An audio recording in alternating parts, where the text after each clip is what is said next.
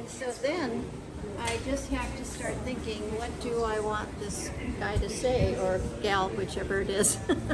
And so this one I decided was going to be the real nature one. And so you can see there's seed pods there.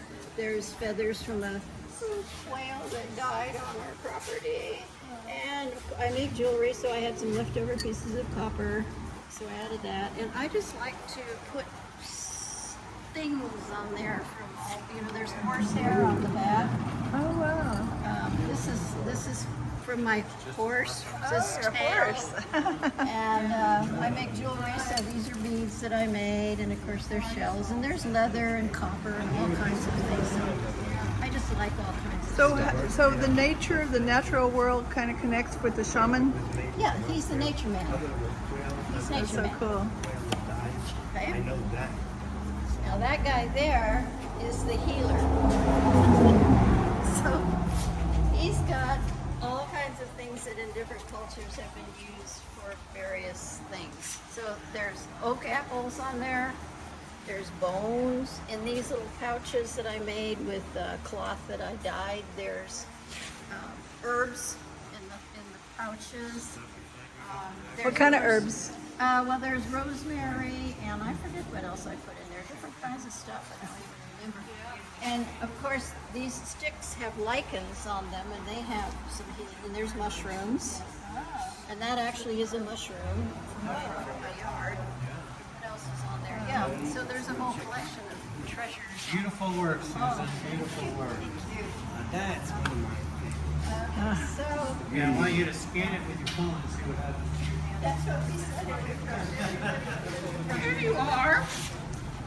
So one day I was thinking about QR codes because I don't throw anything away, and I thought those are really interesting. And then my kiln needed a new controller, and so that's the old controller from my ceramic kiln that I took out, and that kind of was the beginning of it. And then I went through all my stuff, and some of these things my dad saved for the longest. And so a lot of these things that I put on him are stuff from my dad. He's no longer with me, unfortunately, and so, he's the technology man. And so I put the QR codes all over his body. Wow. And, that's a computer from a fan from a computer, and these are wonderful real brass screws and nuts and stuff, that my dad had. Did he have an interesting workshop, your dad? Well, we used to joke. We had what we called the Depression Kids Workshops. Okay. What was it? The Depression Kids Workshops, where we saved everything. So that got used there. And then this one came to me. He's the keeper of secrets. And probably you're familiar with the Wailing Wall in Jerusalem, Yes. where they put things in the wall.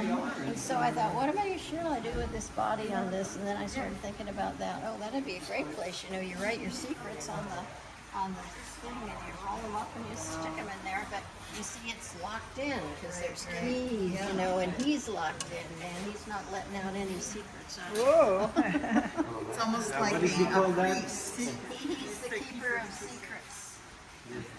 Yeah, he's a priest, Well, all of them are kind of that. Yeah, the shaman. Now this one, let me see, what did I? Oh yeah, he was a happy guy. That was generally the idea on him.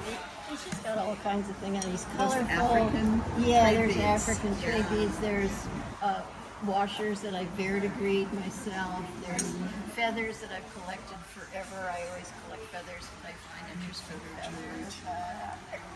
And he's got African beads on here, and sari silk and leather, and I mean, he's just supposed to be happy and colorful and make joyful things. And the imprinting, I love that. Yeah, I love the texture. I'm really into texture on my clay pieces.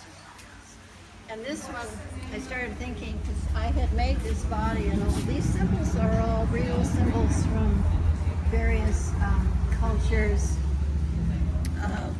They're petroglyphs. Yeah, petroglyphs hieroglyphics. and exactly. And so he's the historian, you know, like the tribal historian. Like a scribe almost. In some Exactly. cultures they're called a scribe. Yeah. So I made some scrolls and toothpicks, of course, you know. Yeah. And then this was a coffee filter that I, because it was pleated already. And it That's was from on its back. an old Merriam-Webster's Yeah, that's an old dictionary. thing from the Really old. dictionary. Yeah, That really I old. got when I was in He was from his college dictionary. Oh, wow. Yeah. You And, repurposed. and then I made these little books. They're called slit books, and they're actually little books. So we do. I make larger ones too that I put all stuff in. But and then I stained them and did some asymmetric writing in them as well.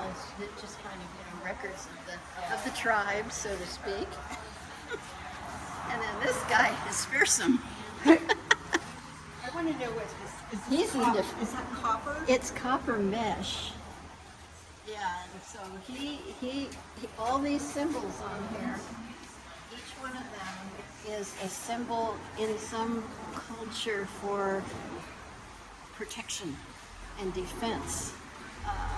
And then so I made some fences on him. See, there's it's got, it's this fencing material, you know, like sticks, and then I took some nails and sharpened them like spears and put them on him. And it's right at the neck, which is a very vulnerable yeah, place. he's safe there. And then this is a reference back to armor, you know, that people would wear. Original armor was actually quilted, heavy quilted fabric because it would protect against blows. But then as we got more sophisticated or less, when you think about it, we started making things out of metal to kill each other. Then they started, you know, making the chainmail and all those things that all the, yeah. So anyhow, and these are pieces of, let's see, those are either from Greasewood or Manzanita. I can't remember, but it's stuff that I I was gonna collected say off my Madrone own or something, property. yeah. Yeah, I think it wasn't Manzanita. I don't remember. I think it was Greasewood, old Greasewood that we have on our property. So I fastened pieces together and wrapped them in the copper. Yeah, so he's formidable. So what would you use the copper mesh for, other than sculpture? Why do you have copper mesh? Well, you can take it and form it into all kinds of things. You could make leaves or flowers or forms, or because it's very flexible. And actually, my friend Marion down there, she gave me a bunch of copper mesh, and it's been hanging around. You know, I save everything, probably like you do. You have a too. nice inventory. Oh, God, these are nice. And I said, well, I need, perfect. I can make armor for him out of the copper mesh. Yeah. And this guy's a little out of the, it's one of the first things I made. I love it. I love it a lot. It was more like a spirit guardian. Yeah. That was the idea, and I call it the gift exchange because the bird is bringing him or her a berry, The berry. and he is exchanging the crystal in the bowl. This is what I was referring to. It looks like lace. So how did Yeah, you do well, that? those are stamps, a lot of stamps, but I don't use it like a stamp and say this is a whatever. I take them and I turn them and I move them and upside down and sideways just to create texture on the surface.